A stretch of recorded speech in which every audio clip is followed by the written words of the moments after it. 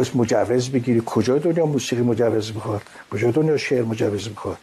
اینا برای هر چیزی یه عده آدمای بی سواد، بی اطلاع، بی سلیقه اونجا میشینه میخواد راجع موسیقی نظر بده. غلط میکنه موسیقی نظر بده.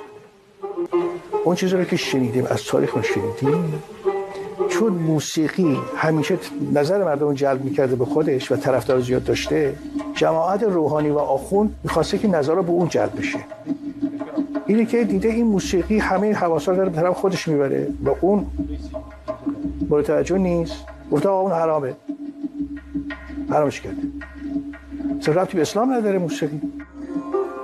من 11 بار قرآن رو دور کردم تو دوران نوجوانی، یک کلمه از موسیقی اونجا نیست که بگه خوبه یا بده. پس کسی حق نداره بگه موسیقی حرامه. چون اگه موسیقی حرام بود تو قرآن میگه آقا موسیقی حرامه.